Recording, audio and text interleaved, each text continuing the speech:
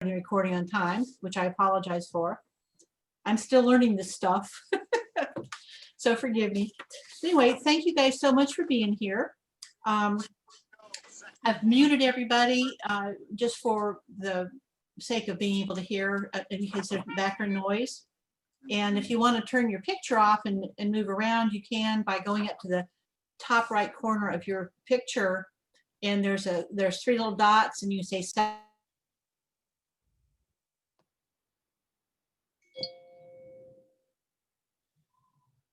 Oh, Kathy, you're on mute. I'm not sure how that happened. Yeah. There you go. I've been talking to you for 5 minutes. You couldn't hear a word I was saying. I could hear you, but I don't think you could hear me. Yeah, no, I'm so sorry. Okay, so where was I?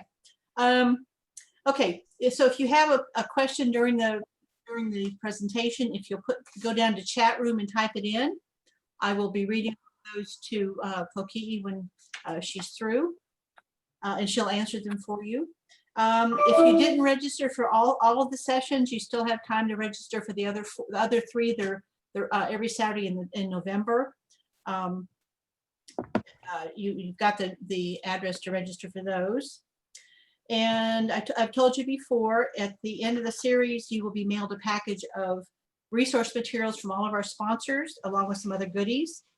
But some of you registered with no name, just an address and your email. And some of you registered with just your first name and an address and email. I need your entire name and address in order to send you stuff. So if you know you didn't fill out the registration form totally, please go back and do so I can send you that stuff. I always say that because these workshops are made available through the generous support of grants from the City and County of Honolulu, and the May Templeton Hopper Fund and the Theodore A. Vieira Fund from the Hawaii Community Foundation, the pre-test, post-test, and evaluations are really important because I have to turn those in with my grant report. I also want to acknowledge all of our program sponsors listed in your email and shown on the screen prior to the workshop starting. They are very supportive, and again, they're going to be sending you material. I'm going to be sending you materials from each of those sponsors. So for those of you that have participated in last series of workshops, you know Dr. Balaz and how wonderful she is and the wealth of information she has for you. You're going to get a lot of it from the presentation. I've sent you her bio, and I'll send you her PowerPoints at another time. Let me get somebody here. Anyway, so I know you're going to enjoy the presentation, and Dr. Balaz, take it away. All right, good morning, everybody. Thank you for being here with thank you to Kathy for hosting this and putting this together, because these workshops really are amazing, and all the hard work she puts into getting this, getting it ready for us, getting it ready for you. So I just want to say very much thank you to Kathy. She's awesome. And then, of course, and then for all of you to join us early this morning. So I'm going to share my screen. Just like Kathy, I'm still learning stuff. And so this is usually the hardest part of my presentation. There you go. Okay, so what do you guys, you guys are seeing the Zoom screen, right? Not the... Yeah, the picture of your dad and you and your mom. Okay, just want to make sure. And when I'm...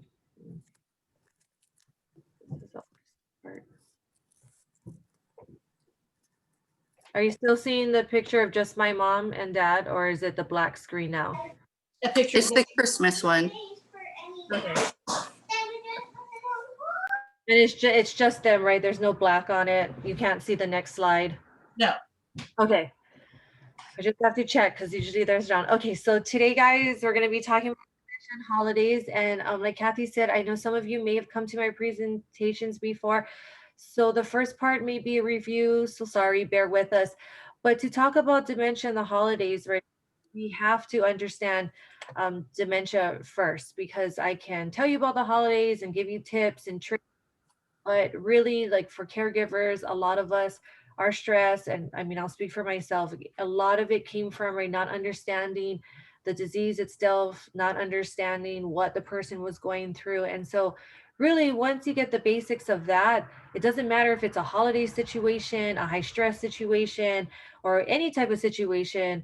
Once you understand all of that, then you can understand, how to adapt to any situation. So this was a picture. This isn't recent. Okay, sounds. Oh. Are you there? I am. Can you hear me? Okay, I'm muting all. And you'll have to unmute yourself, Pokii. Okay, there we go. Can you guys hear me now? Yeah. Okay. Yeah, then let me know. I can't see anybody anymore. So like Kathy to mute me You're or if fine. I fall off the screen or something. Because this picture was taken a while ago. And my father has progressed since then. But this was Christmas, one year, Christmas every year, and am planning to put on the Christmas hat on him again and some other ones, but we try to have as much fun as we can for the holidays. And so of course we'll get into that. So really quickly, the next slide we're gonna show up real quickly. This is just to give an idea. All of us who are caregivers already know the extreme burden that is going on. Bring it home to Hawaii. We're still having about 29,000 people who are diagnosed living with Alzheimer's and dementia. Again, we know that that is an underdiagnosed number for various reasons why it's not being reported. A lot of people are not getting early detection. There's still a myth that it's still part of old age, so people are reporting it.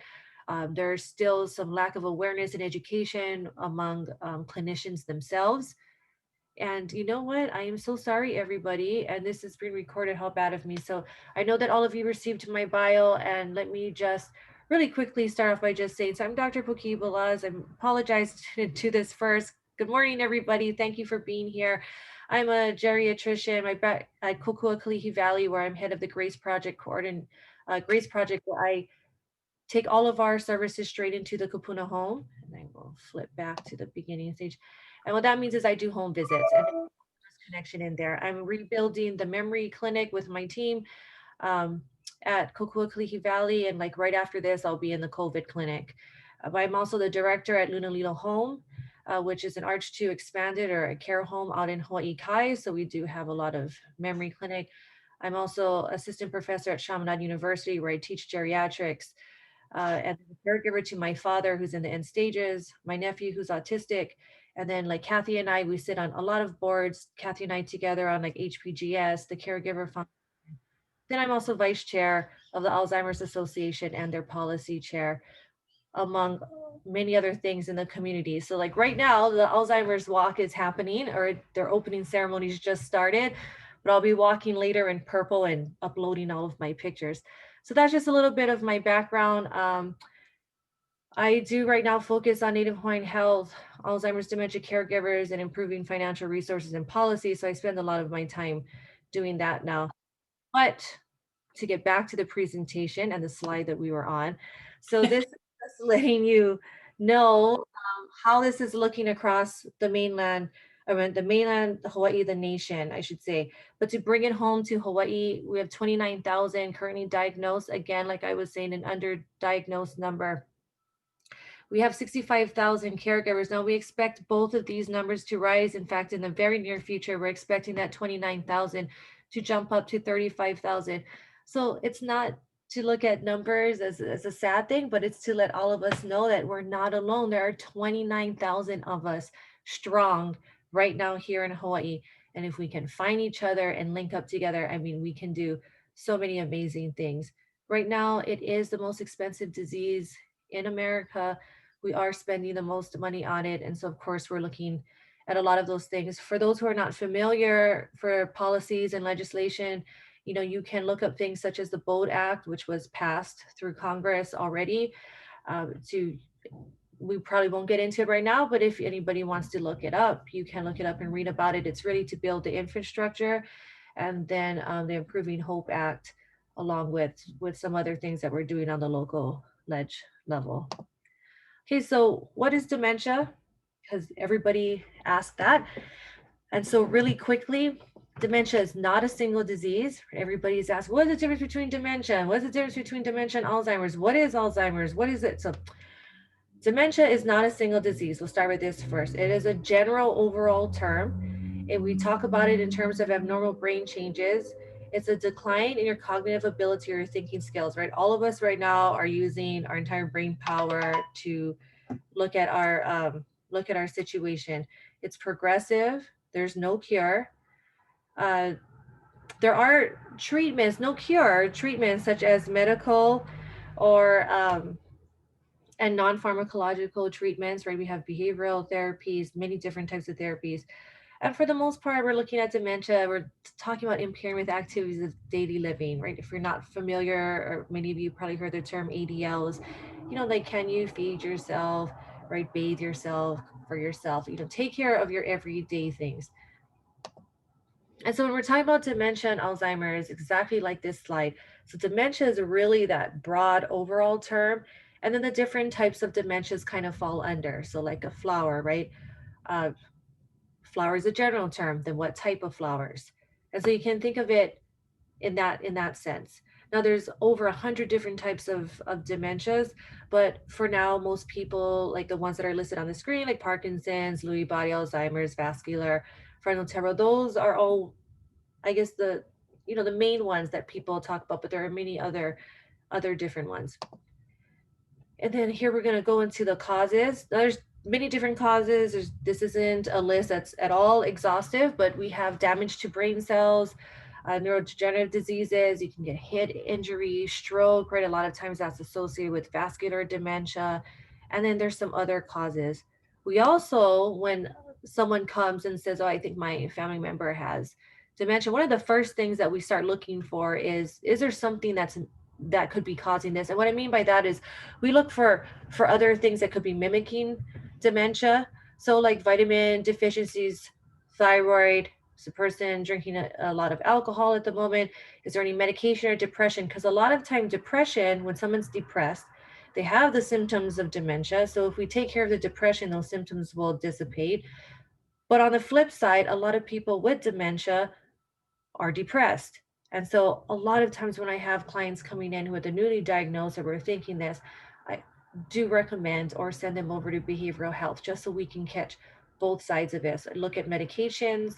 And so when you come in to see your provider, that's when we're running, like we're doing the MMSC or the MOCA, we're running the scans to look at the brain, we're running the blood tests. We're looking for reversible causes is what we would say, that so that if we can take care of it, then maybe the dementia symptoms would dissipate. Because if there's something else going on, we need to take care of that. We don't want to slap a diagnosis onto somebody and it's not the correct diagnosis. So when we're talking about this and you're being an advocate for your loved one, your friend, whoever you're taking care of, your care recipient, and make sure to be open about everything that is going on so that we can really make the best determinations for the person.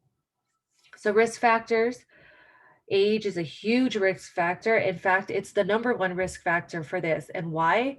Because we're living longer. Everybody always asks me, well, why are we seeing Alzheimer's and dementia so much right now? Well, we've always been seeing it. It was diagnosed in the early 1900s by Dr. Alzheimer's, but we weren't living that long. And so age is the number one risk factor. So the longer that we live, the more likely we're going to see this develop. And in Hawaii, we have one of the longest life expectancies. So we're going to see it a lot here. And so that's why all of a sudden it's so prevalent, it's taking over. We're seeing this, this wave of purple all the time, as the Alzheimer's Association is talking about it, but it is very, very important, something that probably should have been looked at a long time ago. Is genetics involved? Possibly. Just because somebody has dementia in your family does not guarantee that you're going to get it. And on the flip side, just because nobody has it in your family doesn't mean that you or somebody else may not possibly have it. Now, the APOE4, the genes that we talk about, they play a role. They will tell us about your increased risk.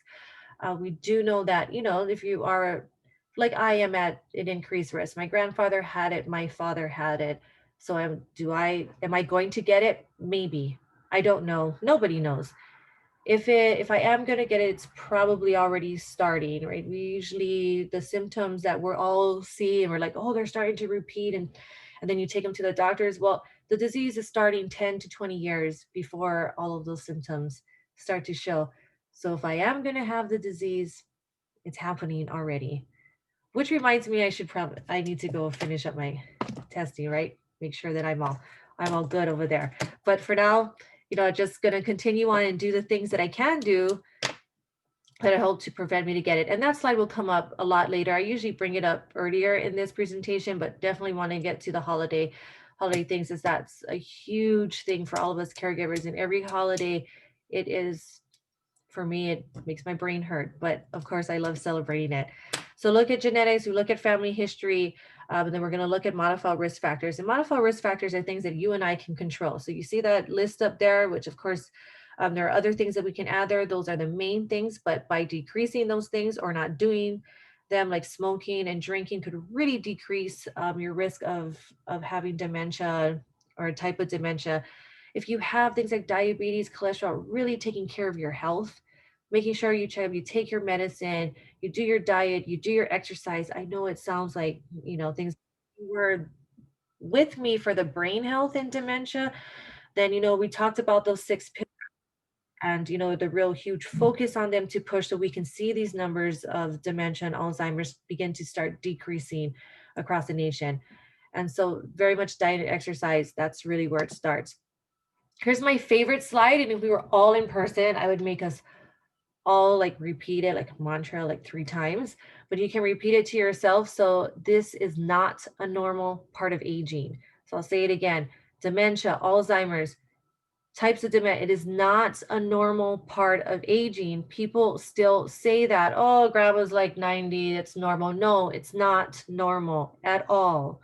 And so if you think that you may be having this or someone you love, please talk to your primary care provider, whether that's an MD or an NP, and please have them tested and have us look into it, or go and see a geriatrician. Please, for all of everybody who is a senior age and above, you really should have a geriatrician on board at this time.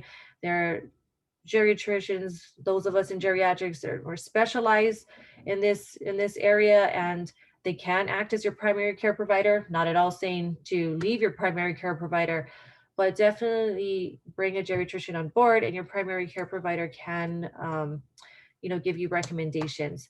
And on that note, disclaimer, anything that's discussed in this presentation is very general. So please, before implementing or doing anything, talk with your own provider about anything that you're wanting to do, especially if it's going to affect medical. I don't know your medical history or the person you're caring about. So all this information will just be very general. Okay, so we can talk about some myths now.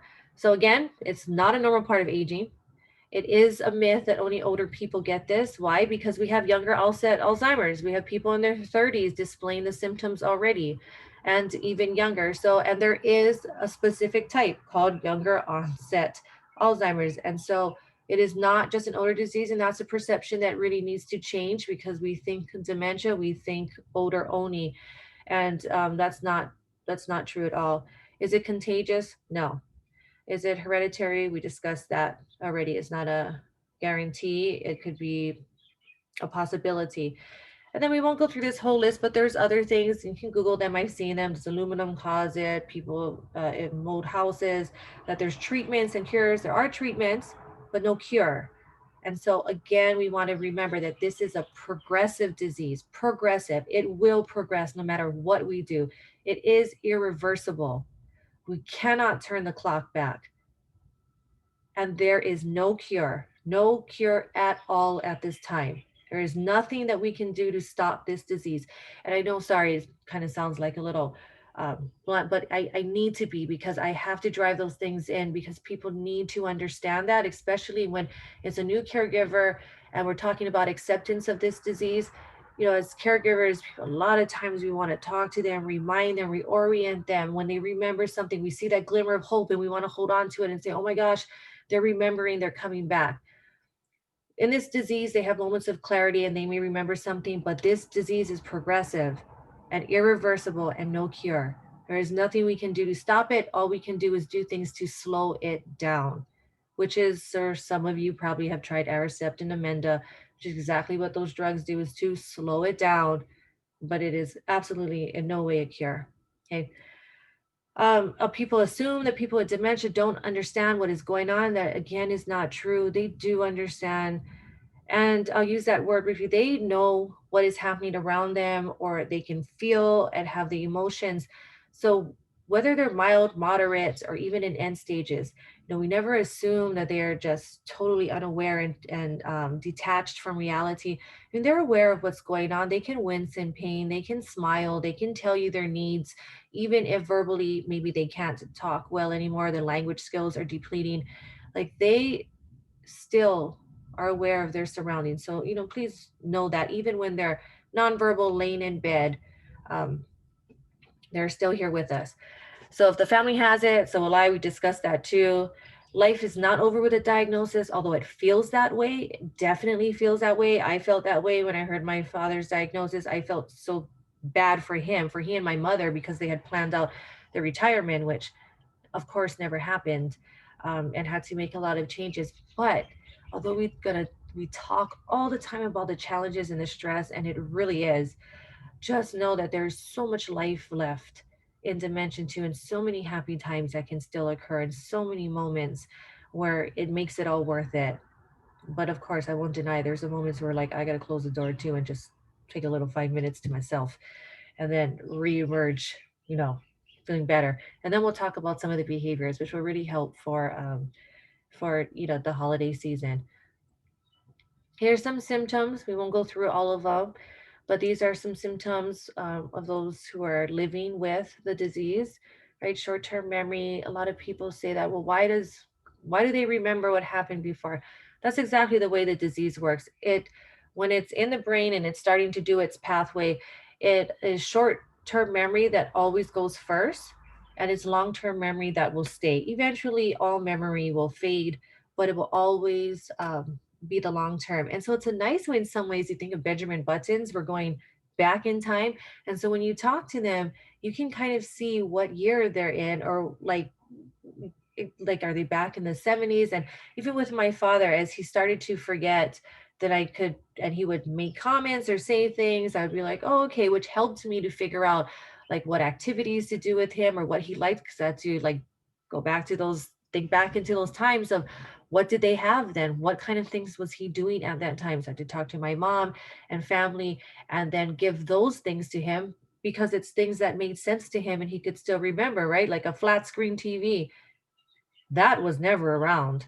So he has a flat screen TV and him were not connecting, but um, other things. So that's just another way. And also, like I still remember the day when I said, "Oh, hi, Dad." I came home. I was living in the mainland, and I came home to surprise him for his birthday. And I was like, "Hi, Dad, happy birthday!" And he looked at me and he goes, "Who are you?"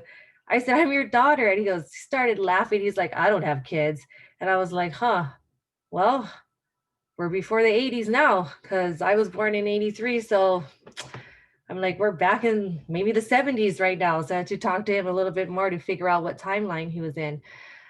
Anyways, they're gonna have issues with communicating. Like many of you know, language skills are going to start to go. They're not going to be able to understand what you're saying. They're going to be um, relying more on your visual cues, things that you're doing, tactile stimulation.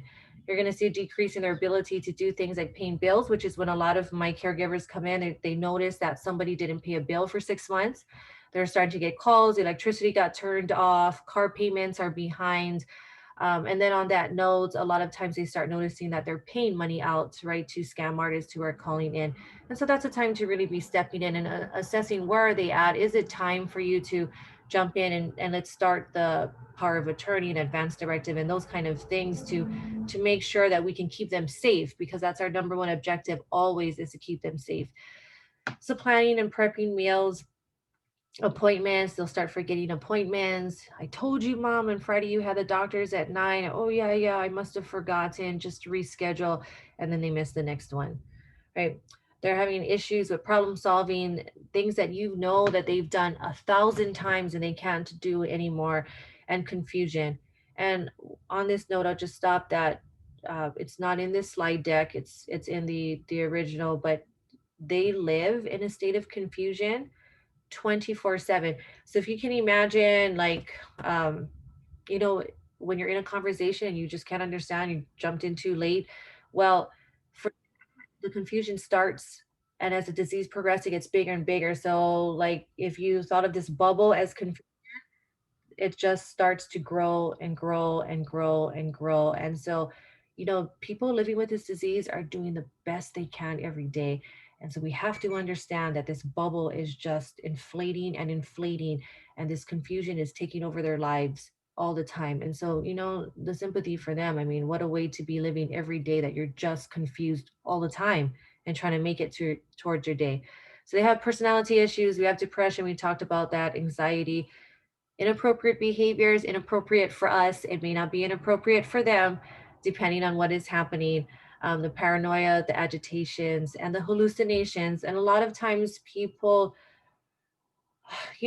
aren't so receptive when a care recipient is saying that they're seeing someone. And so, briefly, let me just say, they begin to live in one reality and we live in this reality. Nothing wrong with that. Two different realities. We are here, but they are in another one. And so when they are telling you that they're seeing something, that they are hearing something, it is real because it's real to them. And to say otherwise would make you have a head to head that is never going to get solved. Nobody till this date has won an argument with somebody with dementia. Nobody. If anybody has, let me know.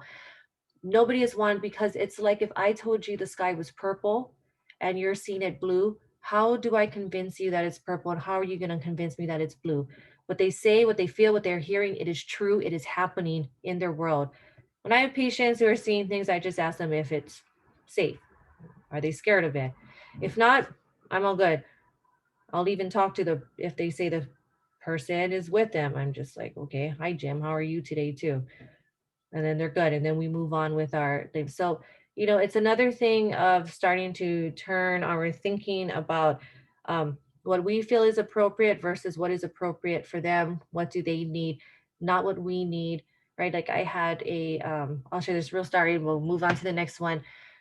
I had her mom, the mom had always dressed really nice. And so they wanted to go shopping and they would spend hours fighting, hours. And so I told her, what is the problem? And she said, well, she wants to wear her pajamas. I said, well, let her wear her pajamas. She said, what is wrong with you? I am not going to have my mom go like that. I said, all right, well, you'll forever have these battles. Well, they came back for their checkup and she said, oh, I did what you said and we left in 5 minutes. And I said, right, because who was it bothering, you or your mom? No, it was bothering us. I mean, mom is fine. She's loving her pajamas. Let's go with that.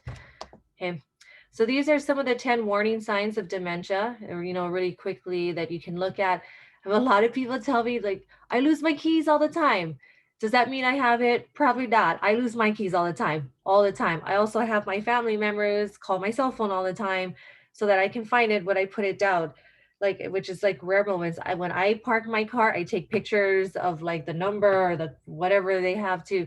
Those are normal things. A real quick way of thinking about it is, excuse me, is if you can find yourself back, can you retrace your steps? So if you can retrace your steps, like, oh my gosh, I was in the kitchen and I went to the living room and then I went here, and you can eventually find it, we're all good. People with dementia cannot do that retracing, right? They'd be getting very confused. They may have some irritable, getting scared. They wouldn't be able to backtrack and find what they're looking for. Okay, so real quickly, her diagnosis and plan when you guys, when people are coming in, very much look for history. So I want to talk to the person with the disease, and then I want to talk to family members, friends, whoever spends a lot of time with them, to see where the similarities are and to see kind of where the differences are. And is that something really noticeable? And is that pertaining to dementia? Or maybe is that something else that we have to look at? Very much we do physical exam, we do lab tests, we do imaging, bring on a care team. You are definitely part of the care team, but your primary care provider, MD, NP, geriatrician, neurologist, is all your care team, your church, your extended community, ever that you are having to help you. We're looking at understanding the disease really for caregivers. And when my father got diagnosed, there wasn't all this buzz about dementia and Alzheimer's. And so really understanding it was a lot of, digging in and understanding. And yes, I had a medical background, but this wasn't the most prevalent thing. And so it was a lot of me figuring out what was going on. And there wasn't programs like Kathy's and dealing with dementia from the Rose and Carter Institute or the Savvy Caregiver, which are the main programs that really helped me develop to be a caregiver and understand this, because it really, my background didn't prepare me for the life of a caregiver and what was to come for my father. And so, really, I had to understand the disease and then accept it. My mother had a hard time accepting the disease, which put a barrier to moving forward for a while. Very much understandable. Like she always told me, it's different. It's different when you lose your parent versus when you're losing your spouse. And so, for that, I'll never understand that yet. But very much, have this empathy for my mother and those going through it. But if we can't accept a disease and we can't move forward to discuss how to deal with it, what's to come, how to plan for it. And on that note, I will let all of you know that, CMS, there is a care planning for all providers, just that not a lot of us know about it. But please, if you get the diagnosis, ask your provider for what are the next steps. Talk to your case manager, your social worker, call the Alzheimer's Association. You definitely can email me. Usually after these presentations, I get a lot of emails and I will answer you. Give me sometimes 2 or 3 days.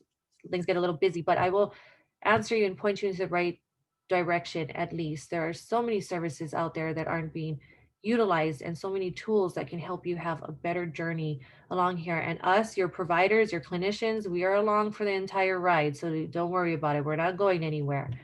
But education is key. So we're looking at safety, we look at resources, the association, you have Kathy, you can email me.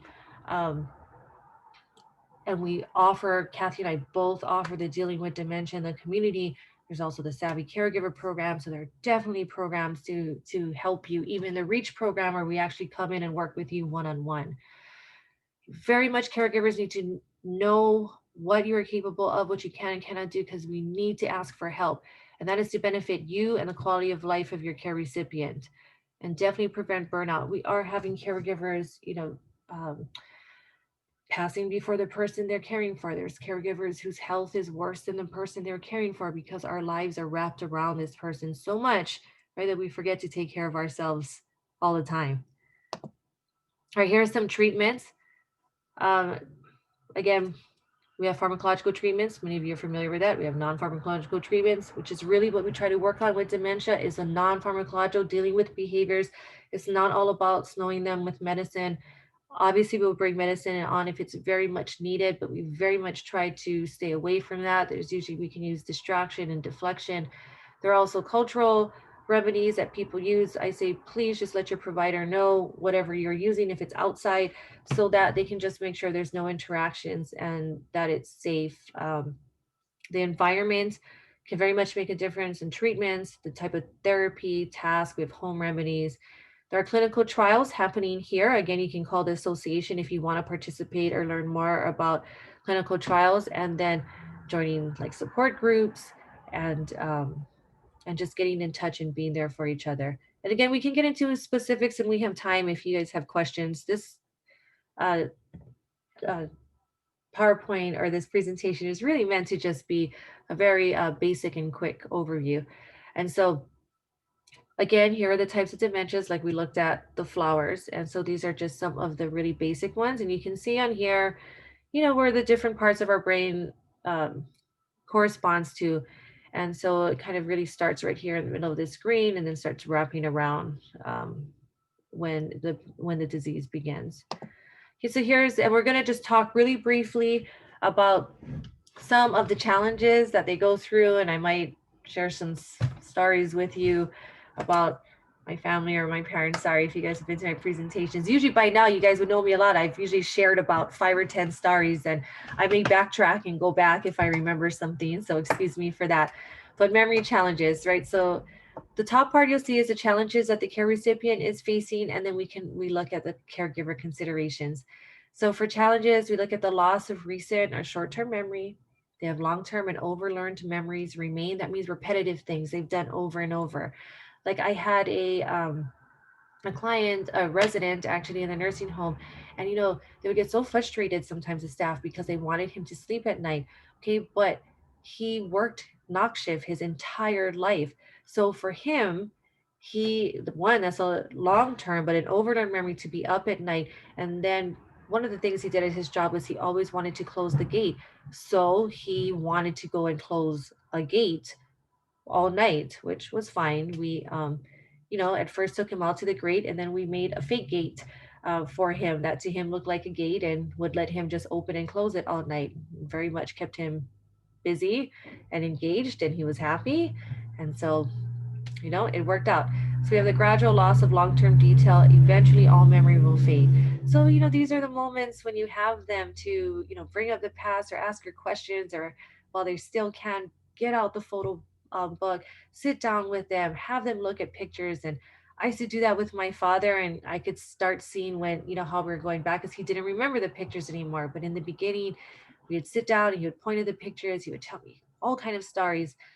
Now, this isn't just to say to help with their brain. This was also a chance to get him engaged in activities, which is what a lot of this is focused on for behaviors. If he was getting agitated, I would pull out the books to have him look at it. When we're talking about holidays, I did this also because it can be very overstimulating for them during the holidays when there's so many people, so many lights and music and conversations happening. And a lot of times it can be a lot. So it was a good way for him to focus in and to tell me stories. A lot of times, sometimes it would end up being stories I didn't hear. Most of the time, it was a repetitive story, but that was cool. And then sometimes the stories would change, but that was fine. That's not the main thing of it. It was just enjoying the moment, and he was involved in a task that was appropriate for his level, and he was content and he was involved. And so that was the point of doing any activities with them. For caregivers, the social skills get forgotten very much. You can't rely on memory to prompt, orient, or stimulate, and don't expect new learning. May feel familiar, but everything is new. So they do know that things are familiar, and that's why routines are great for people with dementia, because they can somehow they are still able to know the routine. And but once you start forming a routine, to disrupt that routine also can cause behaviors. But they are very good with implementing a routine. um, like my father right now, they say, oh, he remembers you, he smiles. He doesn't remember me, but I'm probably very familiar to him, so he smiles at me when he sees them, because he sees me all the time, right? And every day.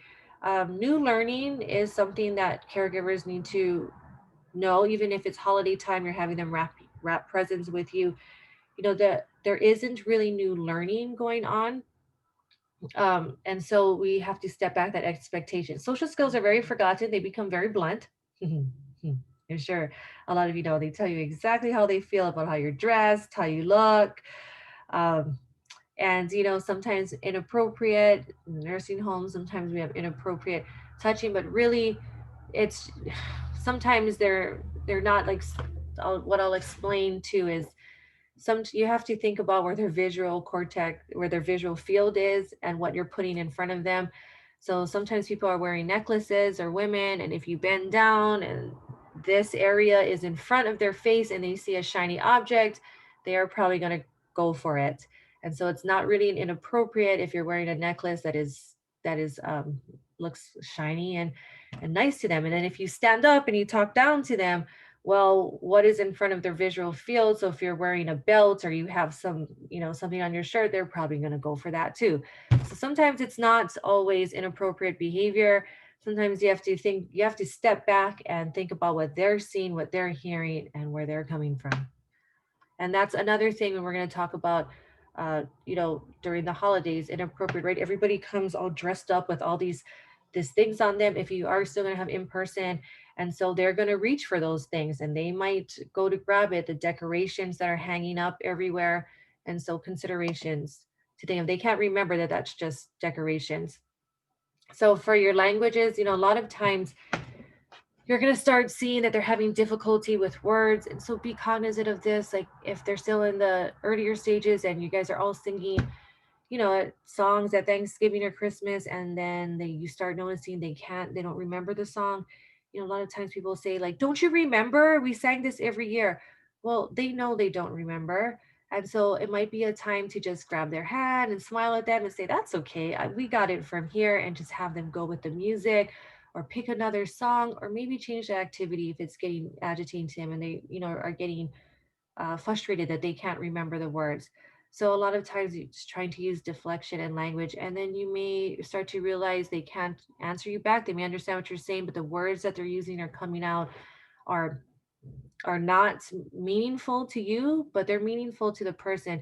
So caregivers, we play a lot of times as detective and trying to read between the lines and wait, that word, I know they use that word, but it means something else.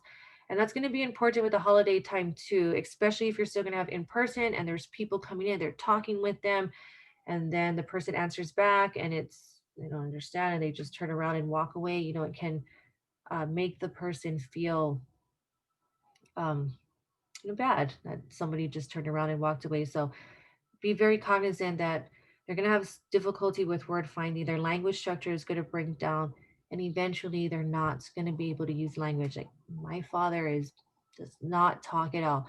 The only sound he makes is when he goes because he's very annoyed at me because I'm waking him up to change him or to turn him or to do something like that. And the only other thing he does is smile, but I haven't heard his voice for maybe 2 years now. And so now I'd give anything to hear those repetitive questions again or to just have a conversation, but that's okay. All right. So reasoning, just know that all these things, reasoning, judgment, abstraction, all of these things that we use, it is all breaking down. And so we as caregivers need to realize that we can't reason with them, don't try to bargain and negotiate. That does work sometimes, especially in the early stages, but eventually that will fade too.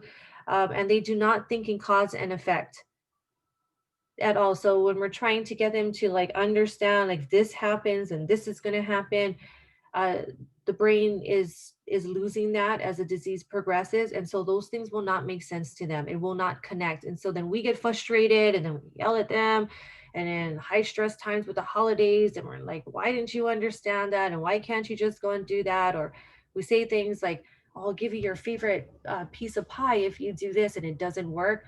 Well, those connections are starting to dissipate. And even with judgments, they're making poor choices. Safety is not at the top of their concern. They're very impulsive. A way to think back, we're going in time. Remember, how did teenagers act? And then when they were in intermediate and then early school age and then going back down, it's going to reverse back in time like that. And you're going to start to be seeing that. We don't treat them like kids at all, but think of what you used with your children or grandchildren or other ones at that time, the kind of tactics, the kind of things you did, and it'd be a really good time to start bringing those things back. So don't try to overprotect them though, and it's don't take anything personal. Very much easier said than done. We always talk about rolling it off our back.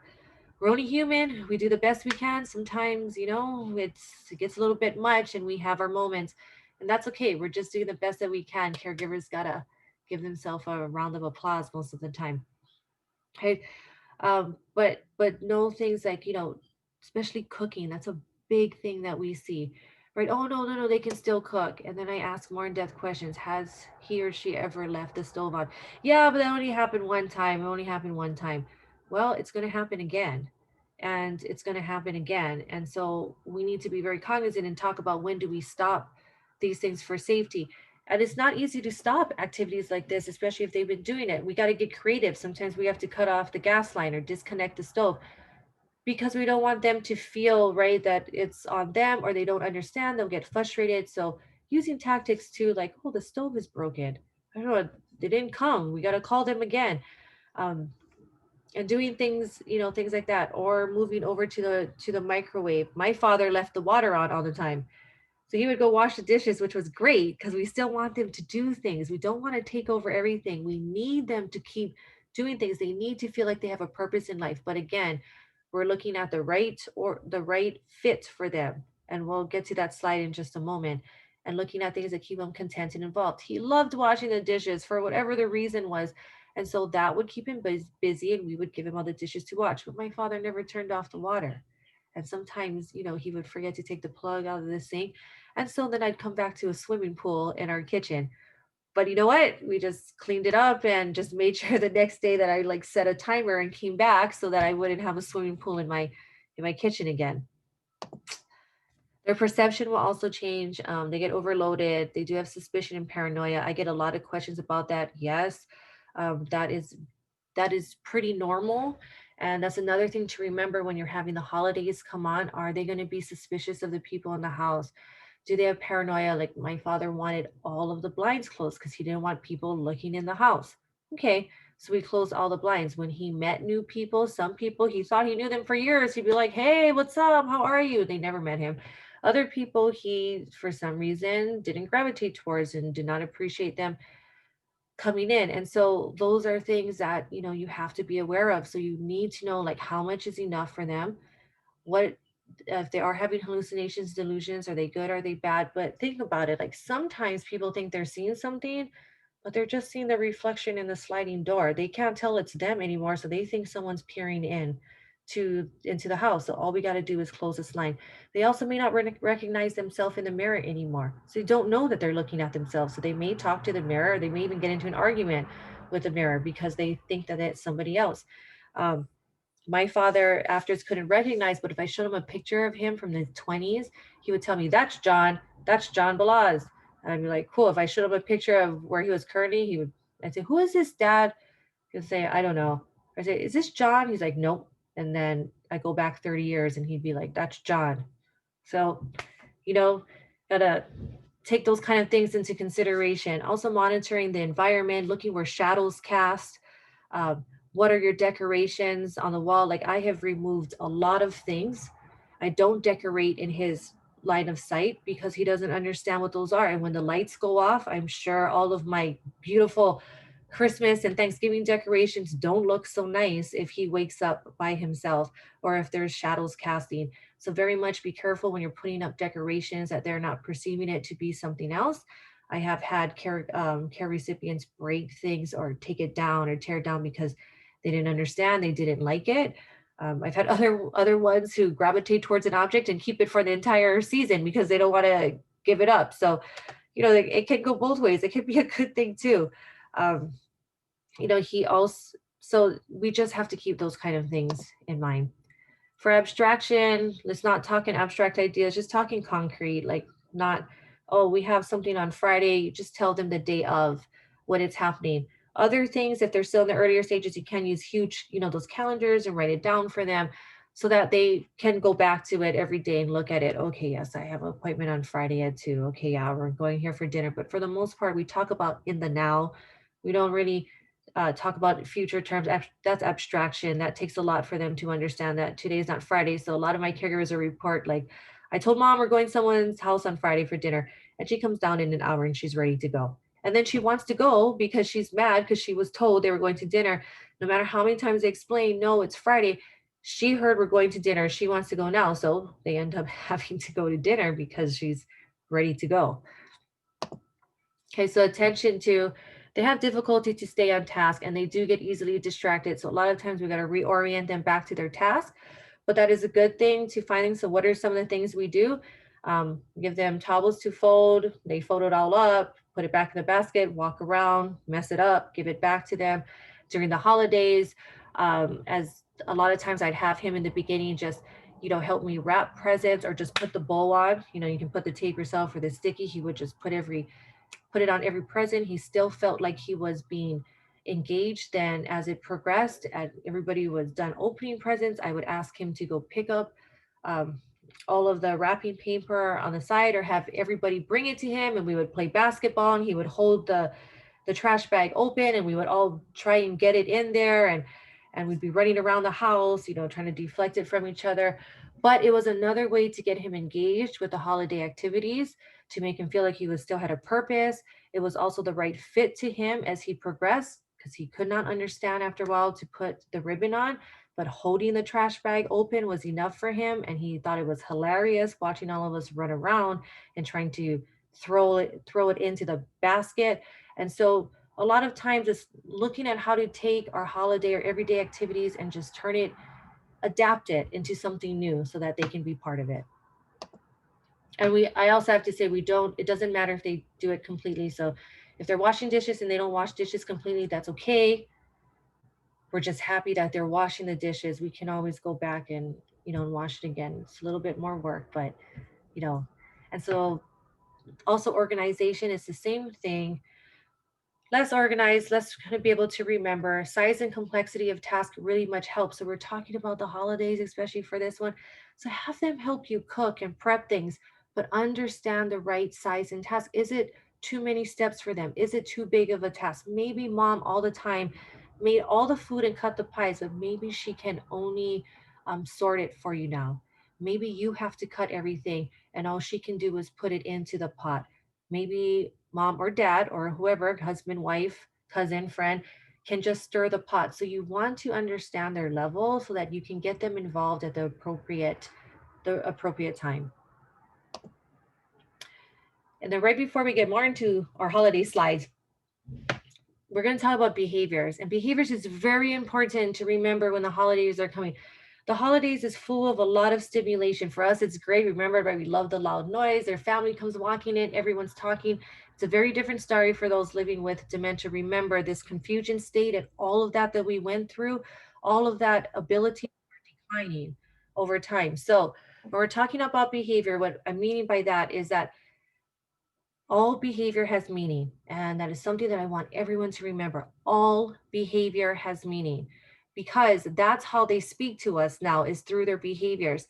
And so I always use this one. So if you've heard it, please forgive me. But when I'm in a nursing home, people are always complaining that they don't want to take a bath and they get physical and they start fighting back. And I tell them, step back and think. If you had 4 strangers come at you, you need to know who they were. And they started pulling off your clothes and trying to pour water all over you. What would you do? So they're not being non-compliant. They don't have a behavior. That person was just trying to defend themselves like any of us would if 4 strangers came at us trying to pull off our clothes. So behaviors are the way of telling what was that person trying to say? Stop, I'm scared, help me. And so we need to step back and look at their behaviors when they're getting agitated and frustrated. They're telling you, I need help. I can't find this. I need you to do. And we come in to find. It's just like when our kids couldn't talk, right? And they came screaming and crying, right? We weren't like, oh, behavior, and just turn away. Oh my God, what's wrong? What's wrong? Tell me what's wrong. We tried to figure out what was happening so we could fix it and we could say that that's the same thing. All behavior has meaning. Their new way to talk to you, to tell you what is happening, to tell you what they need, to tell you what they want. Very much pay attention at the holidays, especially to the population. Some people get very agitated. You can see them. They start looking down. They're starting to move their hands. They're starting to grab things. They're starting to pull at things. They may have an outburst because they're trying to tell you it's too much. It's just too much. And this happened with my father. We had a holiday. I host all holidays outside because I need a quiet space for him to go back to. So everybody was out. Everyone's having a good time. We're all laughing. We're getting loud. And I looked over at him and you could just see on his face, it was too much, clenching his chair, trying to grab at things. He's looking around. He's looking like he's scared. He's confused. He doesn't know what's happening. So we took him back into the house. We closed the screen doors. We dimmed the lights to make the environment a little better, put on some of his nice music and just sat next to him. We'll put him back into bed so he could relax and sat next to him and just rubbed his hand all the way until he calmed down. What did we do after that? We left the lights dim. I did open up the curtains. We moved the bed up a little bit, but I did not open the doors. So he didn't have all that stimulation of sound. And then we just took turns sitting next to him through the entire night until he fell asleep. Okay, so very much, when we have them sitting in the room and everybody rushes in and they're like, hi, grandma and grandpa, so good to see you. But for someone with dementia, it's like, oh my gosh, they have sounds coming at them, they have sight coming at them, they have people touching them and feeling them. It's a lot happening at one time for them. So we usually say, have them in a room by themselves and one person at a time come in and talk to them so that we can kind of decrease that. Okay, so if you do have behaviors and you're going to see a provider, please make sure to describe the behavior, what happens, so we can look at the trigger and the plan. Contented involvement is any activity where they're engaged, they're focused, doesn't matter what it is. I have one person who changes light bulbs for 2 hours a day, bought her all types of light bulbs. She loves going around her house changing light bulbs. We're good. Then the caregiver knows that he or she has 2 hours to go and do things he needs. And I usually try to encourage not doing chores, but something that'll rejuvenate yourself to give yourself some, bounce back. like I can't make it to the beach, so I have a blow up pool on my lanai, and that's what I do. And my dad is like, my dad loves watching the Golden Girls now, so I put that on, and I know I got about what 20 minutes or an episode, whatever it is, and so I'll just go lay down and pretend I'm at the beach and kind of take myself back there. Okay, and the fit and tasking, that's exactly what we were talking about. You want to make sure the task fits the stage for them. Once things get too complicated, we need to bring it down. Like construction workers who at one time can fix things, we give them broken things for them to put together. When they can no longer do that, we just give nuts and bolts so that they can separate that out. It's a great thing in the holidays. They can help you separate things, put some things together. Okay. And I'm looking at the time, and so I want to make sure we get to the holiday stuff. So we're going to, but I do want to go back to here and just say this is a big pillar for a lot of people. And um, actually, I do have some time. So going back to contented involvement, it's very important. And the way it connects with caregivers is if you know that your person will be content and involved in an activity, then that's like what I was saying with the light bulbs. That tells you how much time you have to do your own thing before you need to come back. And so I usually have my caregivers write down for me what they would do if they have 5, 15, an hour, half an hour of time. Because once you find these activities for them, you don't have to write caregivers. We sit there and think, what can I do? What can I do? By the time we figure it out, your time is over. So I have them write it down so that they're like, oh my gosh, I got 30 minutes. They look at their paper, boom, they go and do it. It's also being creative, but all we're looking for is something that they're engaged in, that'll keep their focus and attention, and that you know is going to take some substantial time. And this is very helpful when you have other people coming to help you, because you can let them know, like, well, give them this to do, and they're usually occupied for about half an hour. Okay, whether it's a puzzle, whether it's gardening, whether it's changing light bulbs, whether it's fixing, old chairs or things around the house. And then we, of course, safety is a big thing. So we want to make sure the tools they're using are safe, if they're even able to use tools. If not, as the disease progresses, whatever activity, they're going to need more help from you. And so you're going to be spending more time with them. First, you're going to just be able to walk away, let them do it, then a little bit reminders, then probably at the end, you'll be sitting next to them and doing it with them. So knowing that as the disease progresses, they're going to need more and more and more time from you, more support as you sit next to them. And so it's a very important skill to learn how to use contented involvement to give them purpose, to feel happy, to feel engaged, to feel like they're doing something. And that's why we start off with things that we remember about them. Construction workers, are they librarians? Do they like to travel? Am I going to give them picture books? Am I going to give them travel magazines? Am I going to have them pretend that they're booking flights for me?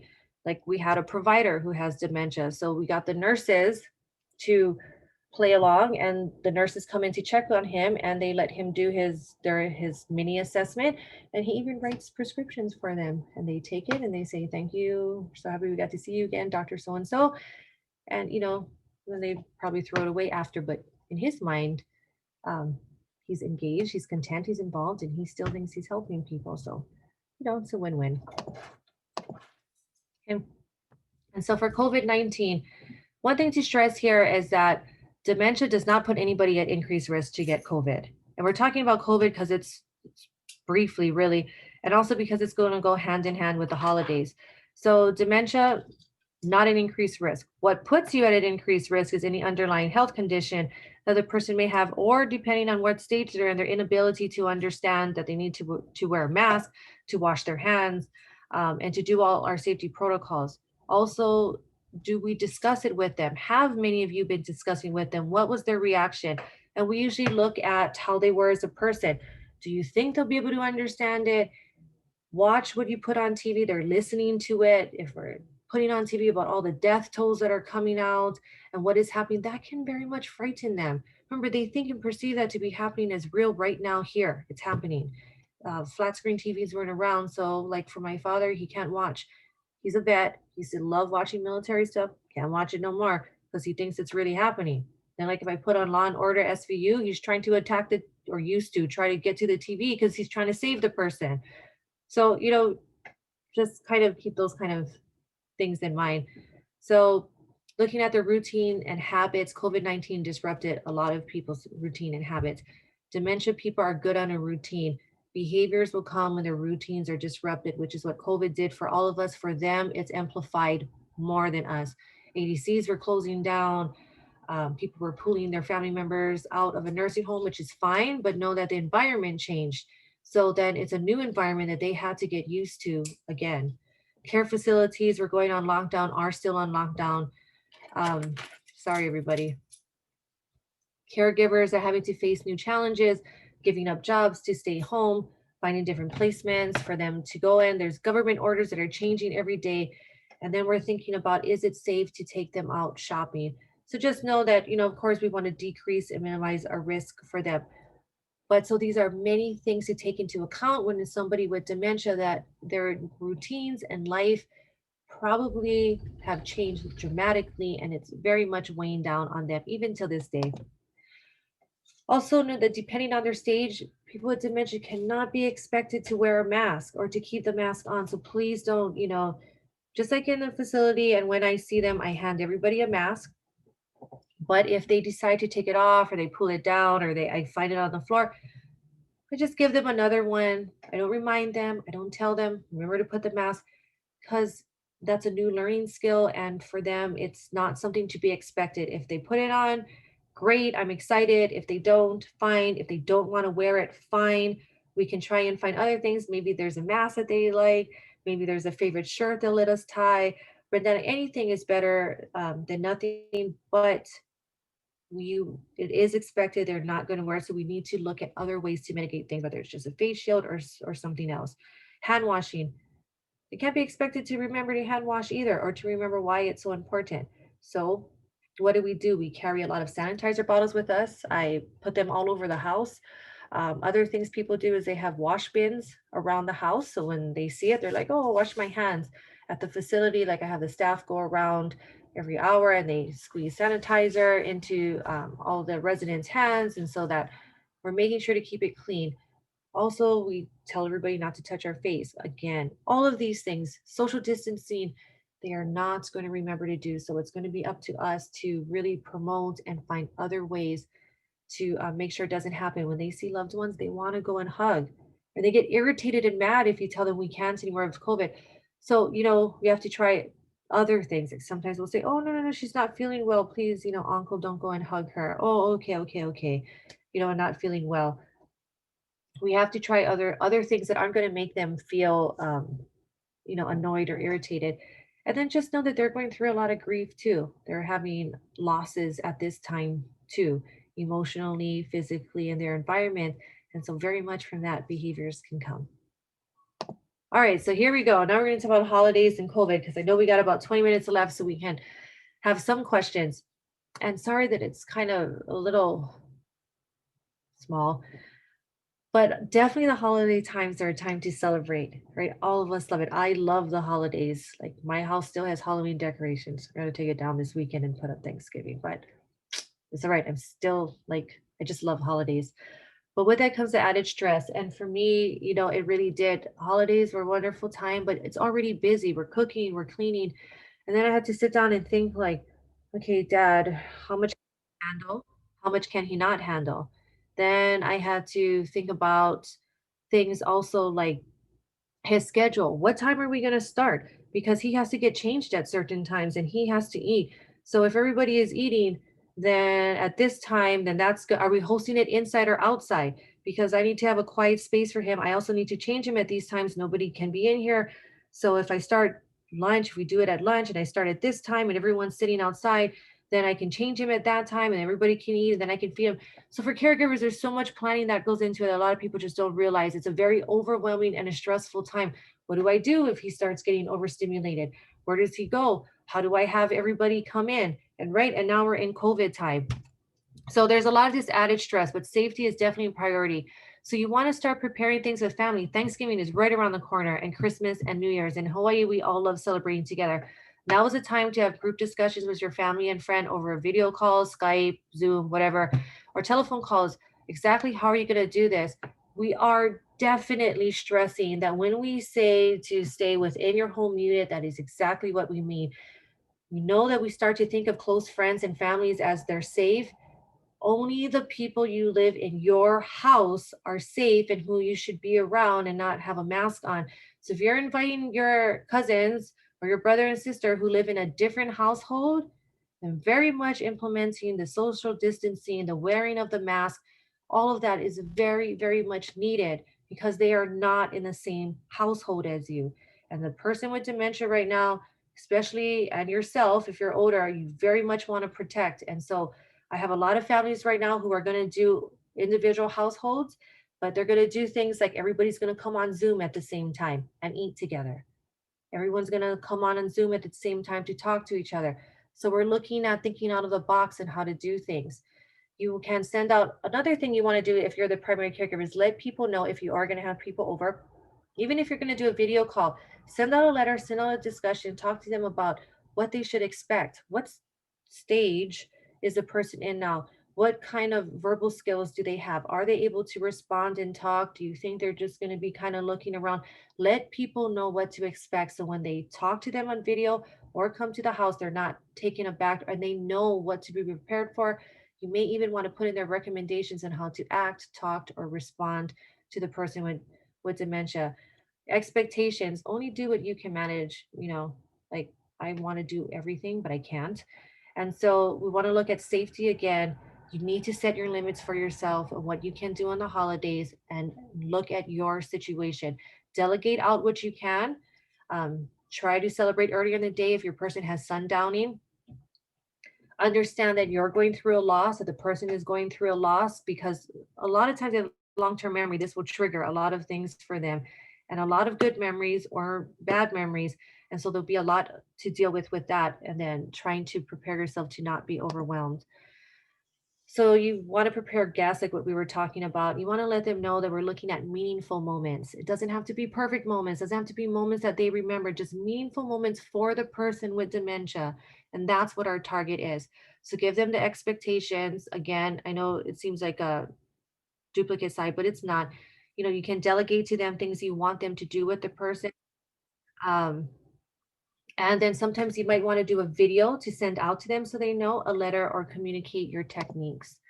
You want to prepare the person with dementia also.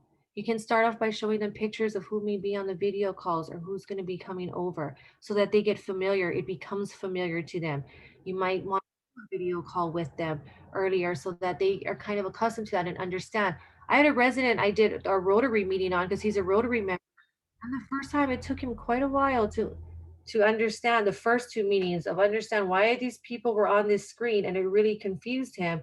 By the third time, I'm sure he was still confused, but familiar with it enough that he just went with the flow. But it was very hard for him to understand at first why all these people are here. He tried touching them, grabbing them. He thought they were physically here at sight. He was not understanding that they were somewhere else and they were talking and pictures were coming up on the screen, videos were coming up.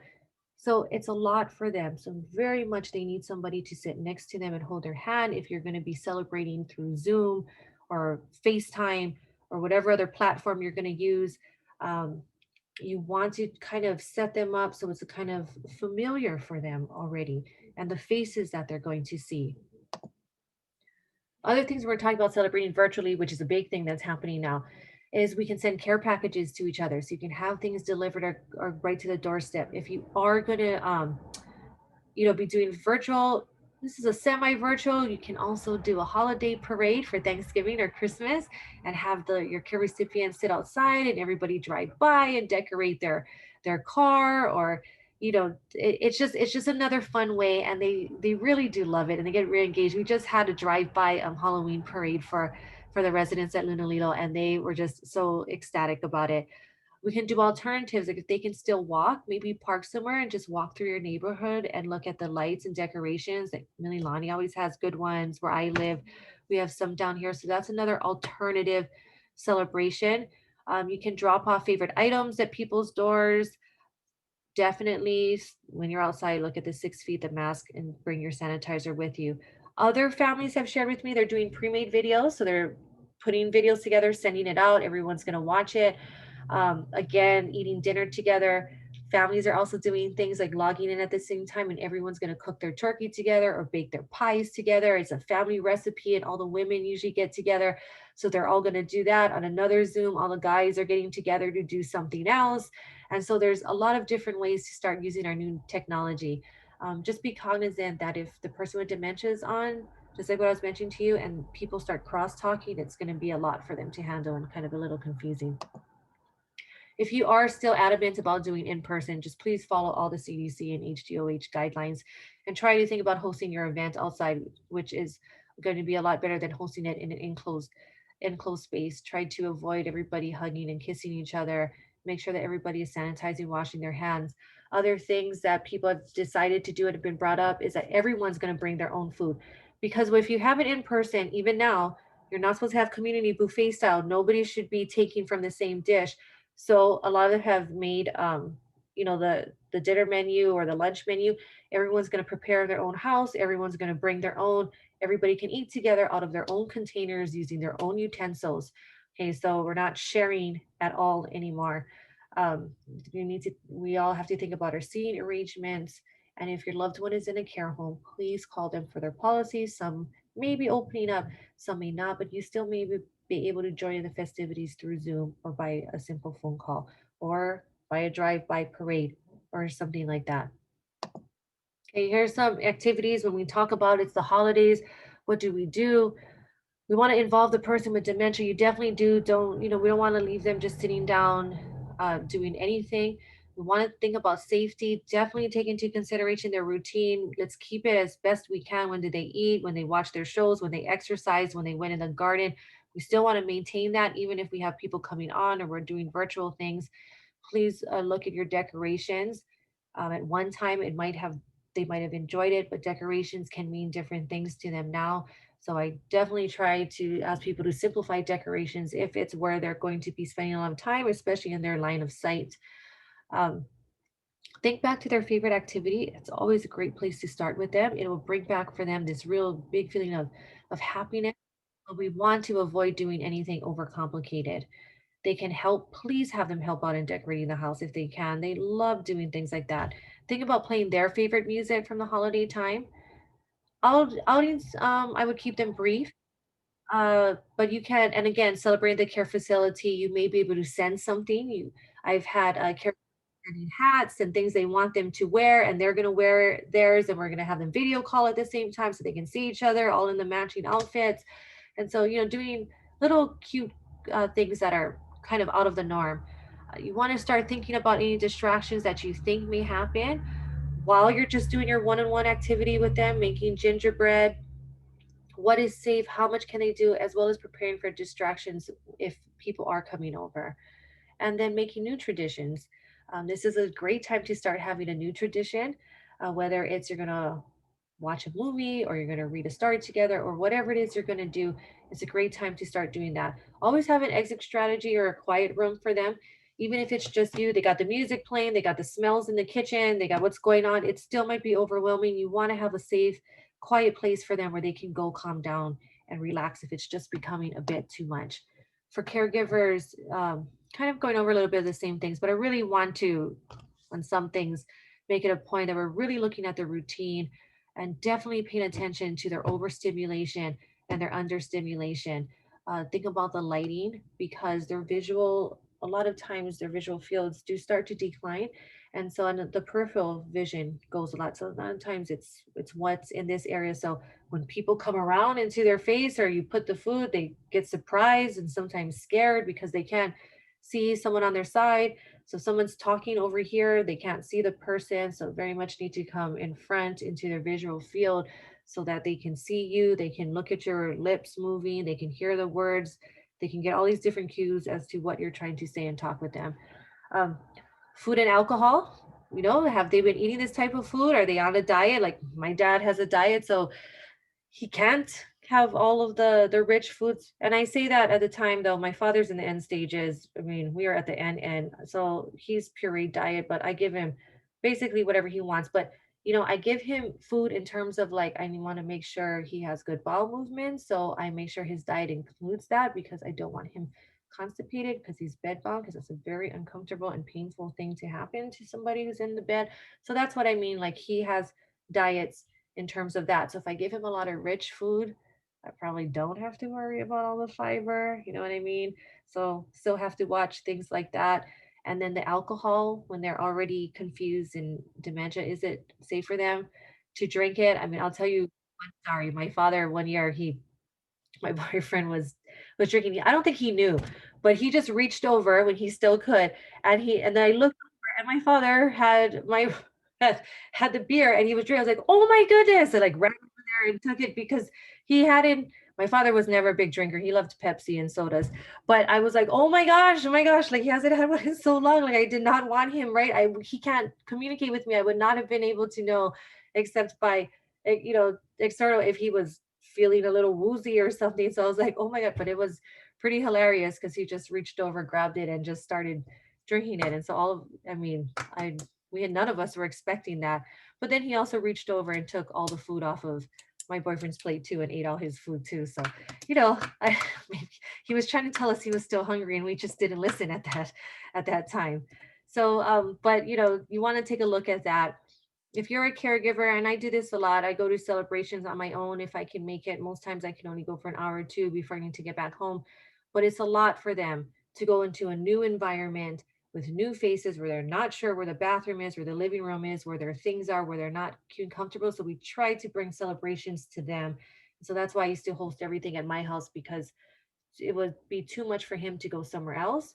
And then by the time he was bedbound, I mean, it's, over $100 just one way to get somebody there. So, there were a lot of factors, but they know their environment. And so that's why if they're in a care home, you usually want to go and celebrate with them there because that's where they're comfortable. That's what they know. And that's where their routine is. When we talk about gifts, we can do things like gifts by mail. You can drop it off at the door. As a caregiver, you probably want to provide lists for people so they know what to get them. Things are different now. Do you need a fidget toy? Do you need a bracelet for wandering? Do you need blankets or pillows for them? One year, my father used to love chocolate, so I just gave him like all the candy bars and I wrapped them up and put bows on them and in boxes. He loved it. He was so excited to get chocolate. Right? Things changed. Other people ask me, like, what should I buy your dad? And so I let them know about things I need to take care of him. And so I ask for those, you know, uh, uh, instead of like big gifts. Know the do's and don'ts for them when it comes to gifts. Ensure it's safe. Like, my father made a lot of Hawaiian weapons, so we bought him, things to make them. And if he wasn't safe anymore, I'm like, oh, he can't use that anymore. He can't saw on anymore. So please don't buy him a saw. And sometimes, or I'll just ask for a gift certificate so I can get him what he needs. So again, just remember that when they're talking to you, whether it's holiday time or any time, we're always looking for the emotional truth as we're going back to behaviors. What is behind it that they're trying to say to you? Validate whatever that they're saying, they think, they feel, they hear, whatever is real to them. That, and then we look at taking responsibility on what we can do. Even in the holidays, we're going to focus still do. Please always focus on that. We talk so much about what they can't do. That's not what we want to focus on for dementia. We always want them to do what they can. We want to focus on what they can still do. Focus on that, not what they cannot do. Let them help you in the kitchen. Let them help you decorate. Let them help you celebrate however they can. But focus on what they can do, not what they can't. Then, of course, real quickly, plug for please do self-care even during the holiday times. Like I shared with you, I can't make it to the beach anymore. That's how we grew up. We spent every weekend there. My father taught us all how to dive.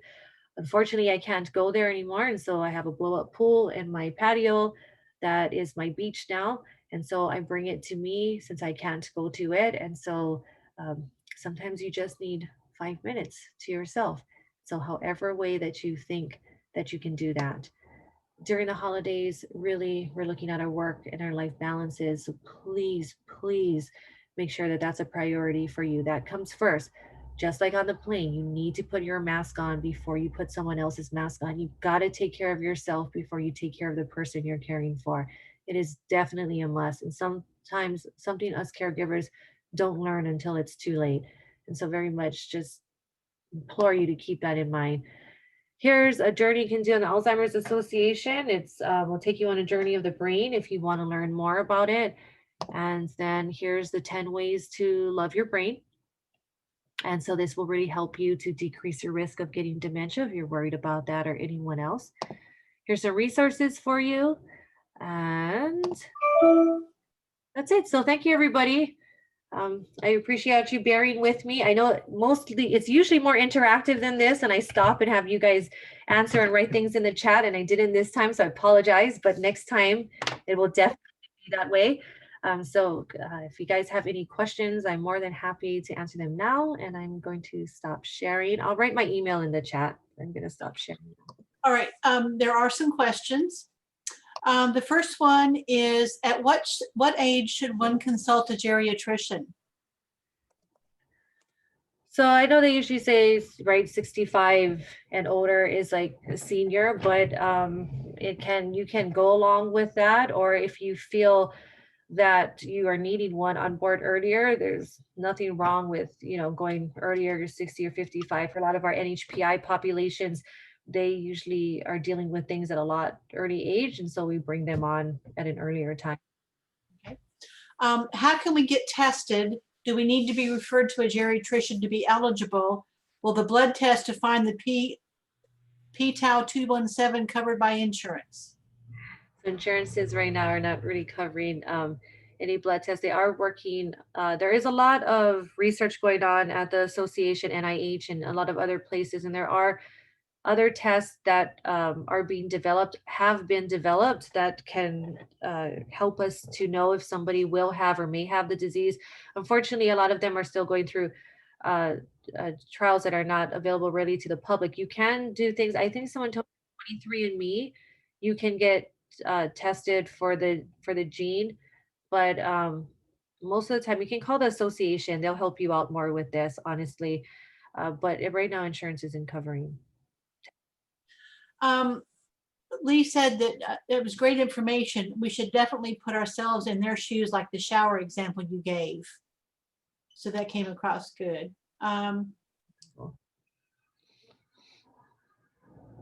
Okay.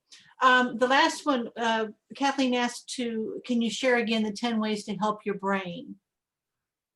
That'll be in the slides. PowerPoint, yeah. And the PowerPoint will come to you shortly. Also, the video or the recording of this session will be on by Monday on the website. So you're welcome to look at that as well. Any other questions? No questions? Okay. Well, that was wonderful again. Wait, hold on just a minute. Okay. Mahalo, Dr. Balaz. Again, I'm always learning new things from you. I like the holiday tips you shared. I will use these this year. It will be our first year with my mom. So that's good. Yeah. And then David wants to know, how can I prevent someone getting and responding to scam calls? There is actually, we were just talking about this in ECHO. We Googled it one time. There is a number that you can call to put your number on the list so scam calls can't come through. Because yeah, I know that was changed during this last few years. But let me try and find that again, and I'll send it up to Kathy. She can send it to you with the PowerPoint. Okay. There was another comment. Clarita says the presentation of Dr. Balaz is very informative. She's very knowledgeable and she makes it so effective. Sharing her own interactions with her father makes it even more interesting. I'm not a caregiver yet, but this information will become helpful and handy. Thank you so much for these sessions. So just want to add that in there. If English is a second language for my mom and I don't understand her, what should I do? Oh yes, we've had that happen quite a few times, even with spouses. They revert back to their original language. So there are services. So definitely the association has services to help with language. Even when you go to see your providers, most of us, like Queens or wherever you go, we usually either have interpreters on site or everywhere has like this phone service where you can call and have somebody interpret for you. So as far as for bringing it in the home, that is a harder one, which I don't know, Kathy, we could probably check with Caroline or something if they could help with that. But the association does have different languages, and then most community health centers, as well as the hospitals, they have access to that also. There was on the Alzheimer's website for the interpreters, they do have people that actually come to your home and interpret for you. Yeah, that's But they also have the telephone access as well. Let's see. All right, that's the end of the questions, but I wanted to tell you guys a couple of things. I told you the recording will be ready on Monday. It should be posted by Monday anyway. The caregiver support group that we have the first Monday of every month. The next one is December the 7th. And if you want to be in that caregiver group, caregiver support group, if you'll just email me, I'll add you to the mailing list for the Zoom link for that as well. It is Zoom. And if you have any questions or need anything else, just email me, and if it's for Dr. Velaz, I will send it on to her and I will answer what I can. So thank you so much. Oh, go ahead. There's one Go ahead. more.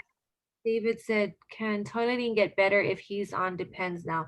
I'm not sure what you mean by better, David. If you need me to clarify, you can go further, but if he's incontinent, no, it probably won't get better unless it was an acute reason, like he just had a UTI or an infection. But if they're becoming incontinent, which is part of the disease and part of the progressive, the incontinence will stay, and it'll increase from there. So he's probably not leaving Depends.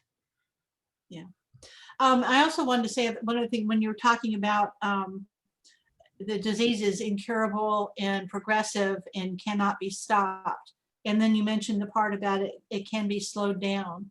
So keeping them very active, exercise and games that stimulate their mind or whatever can slow the progression. And I've seen that, and it's been proven in adult daycare. I'm not plugging my adult daycare, but just to let you know that the progression does slow down. They become involved in something else. Their brain keeps working, and it's very effective. So anyway, go ahead. You haven't already, or you're looking for one, you should send them to her adult daycare because they do a fabulous job. I've been there, I know. So I would say I have 2 locations. yes. Okay. But thank you guys so much, and I hope to see you next week. We're having the declutter workshop, I think. I haven't got my schedule in front of me, but I'm pretty sure that's what it is. So have a wonderful week. Send me questions if you have them, and look for the video by Monday. And the PowerPoints as well. Thank you so much. Have a good day. Thanks, Boki. Of course. Anytime. Thank you, ladies. It's wonderful. Thank you. You're welcome. Thank you. All right. Okay. Bye, everybody. Have a good weekend. Bye-bye. Thank you.